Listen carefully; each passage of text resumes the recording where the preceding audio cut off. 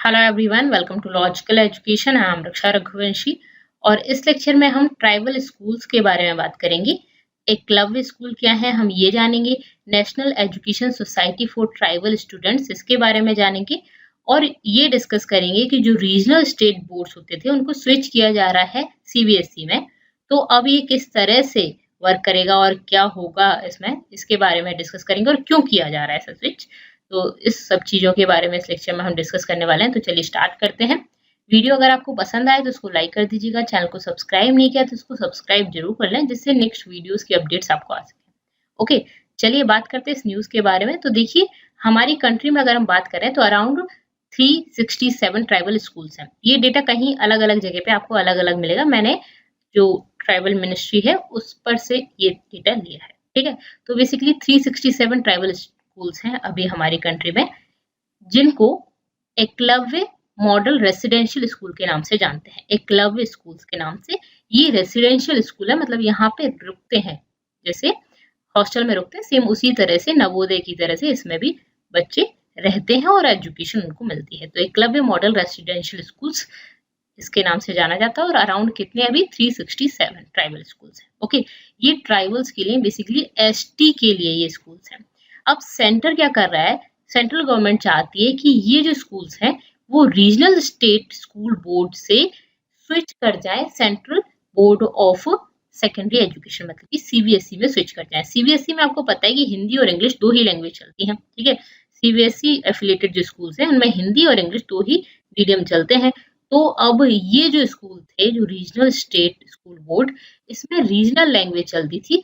जैसे कि ट्राइबल्स की तो अलग अलग लैंग्वेज होती है, जैसे भील की अलग हो गई, बाकी ट्राइब्स वगैरह की भी अलग अलग लैंग्वेज हो सकती है। तो उनकी लैंग्वेज में तो नहीं पढ़ाया जाता, उस स्टेट की लैंग्वेज में पढ़ाया जाता है। जैसे गुजरात है तो गुजराती में पढ़ा देंगे, मध्य प्रदेश है तो हिंदी में पढ़ा देते हैं, ठीक है। जैसे इसी तरह से जो स्टेट है वो अपनी लैंग्वेज में इसको चला लेता है। तो रीजनल स्टेट बोर्ड, मतलब जो ये स्टेट गवर्नमेंट चलाती थी, तो ये उन्हीं के लैंग्वेज में पढ़ाती थी, ठीक है। जैसे नॉर्मल स्कूल में हिंदी चलती है या इंग्लिश चलती है, अब यहाँ पे उनकी रीजनल लैंग्वेज चलती थी।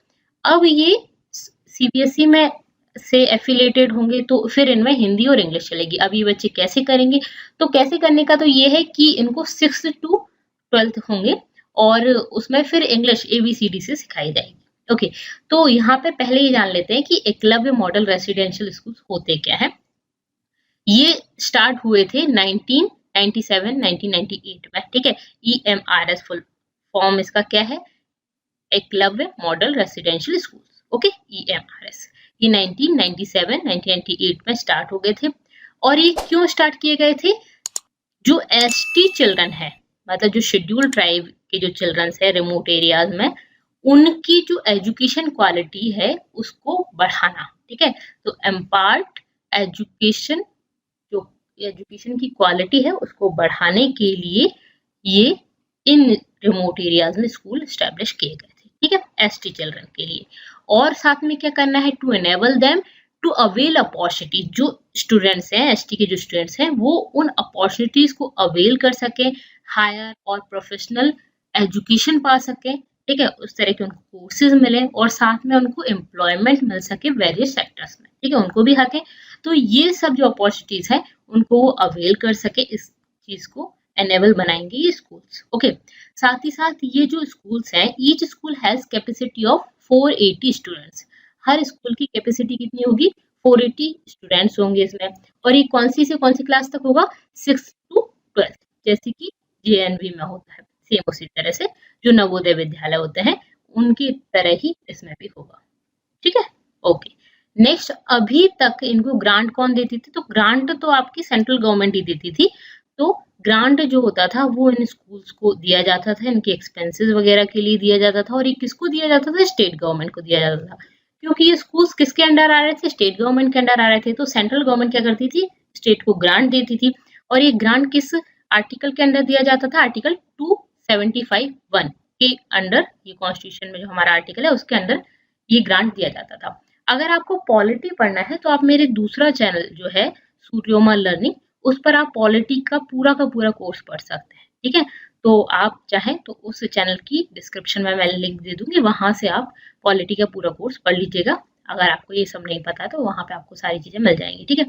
तो बेसिकली इसके अंडर इनको ग्रांट मिलता था। अब क्या होगा, ये सीबीएसई में है तो डायरेक्ट फिर यहाँ पे सीबीएसई में आ जाएगा। ओके, तो अभी तक ऐसा था। तो ये आपको समझ आएगा ईएमआरएस क्या है। अब ये यहाँ पर जो ईएमआरएस है वो यहाँ पे इन्होंने 2022 में ये डिसाइड किया है कि ये जो जितने भी स्कूल्स हैं इनको बढ़ाया जाएगा। क्यों बढ़ाया जाएगा? क्योंकि हर ब्लॉक में, जिस भी ब्लॉक में एसटी पॉपुलेशन मोर देन 50% हो, मतलब कि 50% से ज्यादा एसटी पॉपुलेशन हो, या फिर एटलीस्ट 20,000 ट्राइबल्स हो, ठीक है, मतलब या तो उनकी संख्या 20,000 हो, मिनिमम 20,000, या फिर 50% से ज्यादा उस स्टेट में, उस ब्लॉक में, हर ब्लॉक में 50% से ज्यादा एसटी पॉपुलेशन हो, या फिर मिनिमम 20,000 ट्राइबल्स हो, तो उनमें एक ईएमआरएस स्कूल होगा, ठीक है। ईएमआरएस होगा, एकलव्य मॉडल रेसिडेंशियल स्कूल, ये स्कूल होना है। और जो एकलव्य स्कूल है वो किस तरह से होंगे? With JNV and will have special facilities for preserving local art and culture, ठीक है। तो इन स्कूल्स में क्या होता है कि जो जो ट्राइबल्स हैं उनकी जो आर्ट और कल्चर है उनको प्रिजर्व किया जाता है, तो उसमें स्पेशल फैसिलिटीज होंगी for preserving local art and culture, और साथ में स्पोर्ट्स, स्किल डेवलपमेंट, ये सब भी कराया जाएगा, और एजुकेशन तो प्रोवाइड की जाएगी। तो स्पोर्ट्स, स्किल डेवलपमेंट, एजुकेशन और लोकल आर्ट और कल्चर है उसको प्रिजर्व करने के लिए स्पेशल फैसिलिटीज यहाँ पे होंगी, ठीक है। तो यहाँ पे ये किया गया है। और 2022 में कुछ इनको स्कूल्स और बनाने हैं। अगर मैं आपको मिनिस्ट्री ऑफ ट्राइबल अफेयर्स जो है उसका डेटा बताऊं तो उसके हिसाब से नंबर ऑफ स्कूल्स सैंक्शन किए गए हैं 671, उसमें से जो फंक्शनल स्कूल्स हैं अभी 367 फंक्शनल स्कूल हैं, कुछ नॉन फंक्शनल है। और टोटल एनरोल्ड स्टूडेंट्स आपकी 85,700 है, मेल जिसमें से 41 है और फीमेल इसमें 44 है, ठीक है। तो फीमेल की संख्या इसमें से ज्यादा है, ठीक है, फीमेल ज्यादा नंबर में है एसटी में, ये बहुत अच्छी चीज है। ओके, अब बात आती है कि जो एकलव्य स्कूल्स हैं उनमें अगर हम बात करें 2011 के सेंसस के हिसाब से, तो ऑल ओवर द कंट्री में अगर हम बात करते हैं तो यहाँ पे इस तरह की सब डिस्ट्रिक्ट्स हैं, कितनी?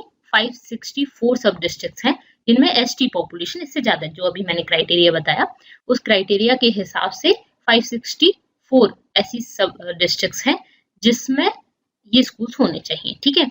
और जिनमें से कितने स्कूल में स्कूल है? तो 102 सब डिस्ट्रिक्ट में स्कूल है, ठीक है, एक में एक ही होगा, तो 102 तो है। उस हिसाब से अगर हम बात करें तो 462 स्कूल्स और बनाने हैं 2022 तक, ठीक है।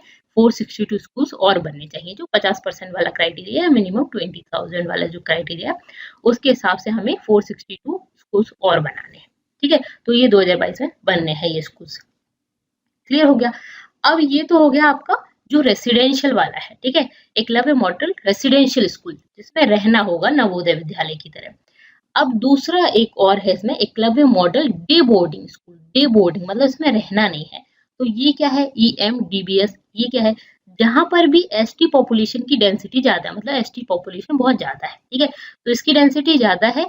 और ऐसी कुछ सब डिस्ट्रिक्ट्स हैं जिसमें 90% और उससे ज्यादा एसटी पॉपुलेशन, मतलब कोई ऐसी डिस्ट्रिक्ट भी हो सकती है जिनमें एसटी रहते हैं, ठीक है, जैसे झाबुआ वगैरह हो गए। तो इस तरह की पॉपुलेशन जहाँ पे एसटी पॉपुलेशन ज्यादा है, ऐसी डिस्ट्रिक्ट्स, तो वहां पे क्या होगा? 90% से ज्यादा पॉपुलेशन होगी एसटी की, वहां पे वो स्कूल्स तो होंगे, साथ में ये स्कूल भी बनाए जाएंगे। तो ये प्रपोज किया गया है कि वहां पे Eklavya model day boarding school होगा।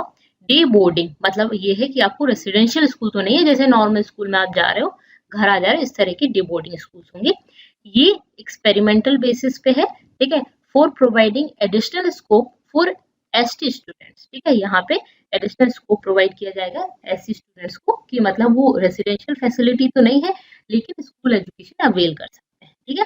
तो स्कूल एजुकेशन तो उन्हें मिलेगी लेकिन रेसिडेंशियल फैसिलिटी नहीं होगी। तो यहाँ पे इस तरह से Eklavya model day boarding school बनाए जाएंगे। ओके, तो ये आपको समझ आ गया।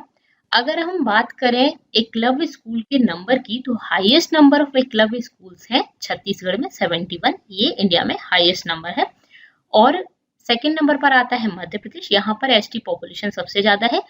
ये जो highest number of Eklavya school है वो छत्तीसगढ़ में ज्यादा है, और मध्य प्रदेश में 63 सेकंड नंबर पे, और गुजरात में है 35 थर्ड नंबर पर, ठीक है। तो छत्तीसगढ़, मध्य प्रदेश और फिर गुजरात आता है एकलव्य स्कूल। इन सभी को धीरे धीरे सीबीएसई में कन्वर्ट करना है। ओके, तो अब सीबीएसई क्यों प्रेफर किया जा रहा है? तो बेसिकली इनको जैसे JNV में होता है, नवोदय विद्यालय में जिस तरह से होता है, जवाहर नवोदय विद्यालय, सेम उसी तरह के नॉर्म्स और एकेडमिक स्टैंडर्ड बनाना है, जिससे कि बच्चे जो कंपटीशन है उसको फेस कर सकें। अब अगर वो अपनी रीजनल लैंग्वेज ही पढ़ेंगे तो जो इंग्लिश में कंपटीशन वगैरह होता है वो कैसे फेस करेंगे, ठीक है। तो मेन यही रीजन है कि कंपटीशन को फेस कर सकें, आगे बढ़ सके, उनका डेवलपमेंट हो सके, उन सब चीजों के लिए कोशिश की जा रही है कि ये CBSE में पढ़े, ना कि स्टेट बोर्ड। ओके, तो बेसिकली जो NESTS है इसके बारे में मैं बताऊंगी। उसके हिसाब से अगर हम बात करें अभी स्कूल्स की, तो ये जो स्कूल्स हैं वो डिफरेंट बोर्ड से एफिलिएटेड है, हर स्टेट में अपने अपने बोर्ड से एफिलिएटेड होंगे, और इनका जो रिजल्ट है वो अलग अलग टाइम पर अनाउंस होता है, और अलग अलग एकेडमिक स्टैंडर्ड है सबका, हर स्टेट का अलग अलग एकेडमिक स्टैंडर्ड होता है, तो इनका भी उसी तरह से अलग अलग एकेडमिक स्टैंडर्ड होगा। अब अगर CBSE में होंगे तो उनका जो एकेडमिक स्टैंडर्ड है वो भी बढ़ेगा और एक जैसा ही होगा, ठीक है, तो उनको भी बहुत अच्छी एजुकेशन मिल पाएगी। अब जिसकी बात मैं कर रही थी NESTS, वो क्या है, national educational society for tribal students. ये ट्राइबल स्टूडेंट्स के लिए नेशनल एजुकेशनल सोसाइटी है। ये एक ऑटोनोमस बॉडी है जिसको 2019 में सेटअप किया गया था। इसको मिनिस्ट्री ऑफ ट्राइबल अफेयर्स के अंडर स्टैब्लिश किया गया है। और ये किस लिए स्टैब्लिश हुई है, बेसिकली ये जो मिनिस्ट्री ऑफ ट्राइबल अफेयर्स है वो ट्राइबल्स को देखती है, मतलब ट्राइबल की एजुकेशन को भी देखती है। तो इसने एक ऑटोनोमस बॉडी बना दी जो क्या चीज देखेगी, ये देखेगी, मेंटेन करेगी, कंट्रोल करेगी, एंडो एस्टैब्लिश करेगी, मैनेज करेगी उन स्कूल्स को जिनमें ट्राइबल्स पढ़ते हैं, जो एकलव्य स्कूल्स हैं। तो बेसिकली इनको एस्टैब्लिश करने का काम, मेंटेन करने का, एंडो कंट्रोल, मैनेज, ये सब काम करने का किसका होगा, ये जो NESTS है, national education society for tribal students, ठीक है। उसके साथ साथ ये क्या करेगी, all acts and things necessary और constitutive to the promotion of such schools, मतलब इस तरह के स्कूल जो ट्राइबल्स के लिए एकलव्य स्कूल बनाए गए हैं, उनके प्रमोशन के लिए, उनके एनहेंसमेंट के लिए जो भी जरूरी काम है वो सब ये ऑटोनोमस बॉडी करेगी। ओके, तो इसके बारे में भी हमने जाना यहाँ पे। अब यह लेक्चर हमारा यहाँ पे कंप्लीट होता है। आपको कैसा लगा मुझे कमेंट करके जरूर बताइएगा। वीडियो पसंद आता है तो इसको लाइक जरूर कर दिया करिए, और इसके अलावा आप मेरी वीडियोस की PDF चाहते हैं तो टेलीग्राम चैनल को ज्वाइन कर लीजिएगा। इसके अलावा इंस्टा और फेसबुक पर भी आप मुझसे जुड़ सकते हैं। That's all for this lecture. Thank you so much and for